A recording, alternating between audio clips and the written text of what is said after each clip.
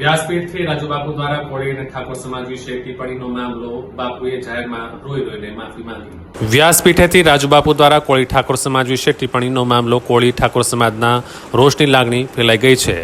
કોળી ઠાકોર સમાજ દ્વારા રાજુબાપુના નિવાસસ્થાને ઘેરાવ કર્યો હતો। રાજુબાપુએ નિવાસસ્થાન બહાર આવી કોળી ઠાકોર સમાજને ફરી જાહેરમાં માફી માંગી હતી। રાજુબાપુએ જાહેરમાં રોઈ રોઈને માફી માંગી હતી। રાજુબાપુના નિવાસસ્થાને માનવ મંદિરના સંત ભક્તિરામ બાપુ પહોંચ્યા હતા। કોળી ઠાકોર સમાજ દ્વારા 5 વર્ષ સુધી કથાના કરવાની આગેવાનોની ઉગ્ર માંગ ઉઠવા પામી હતી। કોળી ઠાકોર સમાજના અગ્રણીઓ દ્વારા કથાકાર રાજુબાપુ સામે રોષિત થતા ફરી રાજુબાપુએ માફી માંગી હતી। તમારે રાહત બેઠા છો પૂરા ગુજરાતના પરિવારનું મેં હૃદય દુખાવ્યું।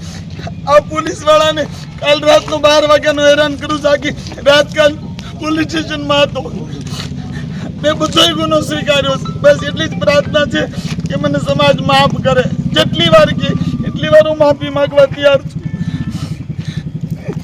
હવે અમારી વાત રજૂ કરશું। બાપુ આપનો આદેશ એક જ મિનિટ।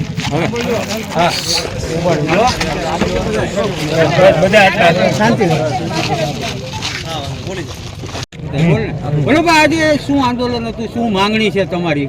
આજે જે આગલા હપ્તામાં જે આ હપ્તામાં હતી જે વ્યાસપીઠ ઉપરથી રાજુ ગીરી જે એને વ્યાસપીઠ ઉપરથી અમારા સમાજની ટિપ્પણી જે કરવામાં આવી છે, નિક્ષક્ષામાં જે કહેવામાં આવ્યા છે અમારી મહિલાઓ બહેનોને, અને એની જે દીકરા થાય એની પણ એને વ્યાજ્યા કરી છે। એની હિસાબે અમે આ બધા ભેગા થયા છીએ અને એની અમારી બે માંગણી છે કે 5 વર્ષ સુધી ક્યારે વ્યાસપીઠમાં નહીં બેસવાનું અને હાર તોરા પણ ક્યાંય પહેરવાના નહીં, અને આવતા કાયદામાં જે સંવિધાનમાં લખેલું છે એને કડકમાં કડક સરકાર સજા કરે। આ સરકાર સજા કરે એવી અમારી માંગણી છે।